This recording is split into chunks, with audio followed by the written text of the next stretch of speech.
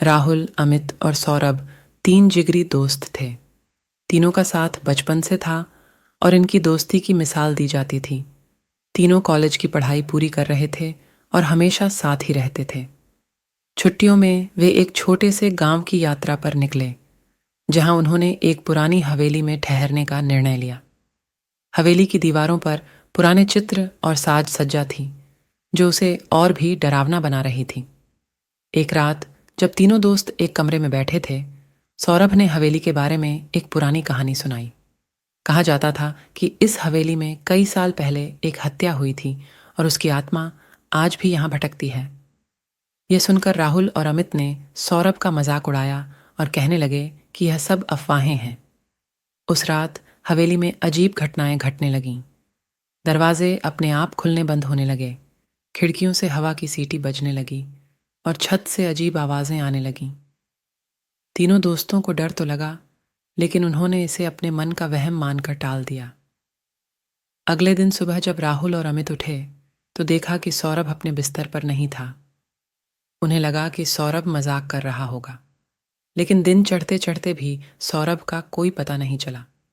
उन्होंने पूरे गांव में उसे ढूंढा, लेकिन वह कहीं नहीं मिला। तीसरे दिन हवेली के पीछे वाले बाग में सौरभ की लाश मिली। पुलिस ने जांच शुरू की, लेकिन कोई ठोस सबूत नहीं मिला। राहुल और अमित सदमे में थे, लेकिन उन्हें यकीन था कि सौरभ की हत्या किसी अदृश्य शक्ति ने की है। राहुल और अमित ने अपने स्तर पर जांच शुरू की। उन्हें हवेली के पुराने मालिक की डायरी मिली, जिसमें लिखा था कि उस हवेली में कभी भी 3 दोस्त एक साथ नहीं ठहर सकते, वरना उनमें से एक की मृत्यु निश्चित है। यह पढ़कर वे और भी भयभीत हो गए। जांच के दौरान राहुल को अमित पर शक हुआ। उसने पाया कि अमित का व्यवहार बदल गया था और वह अक्सर छुपकर किसी से फोन पर बात करता था।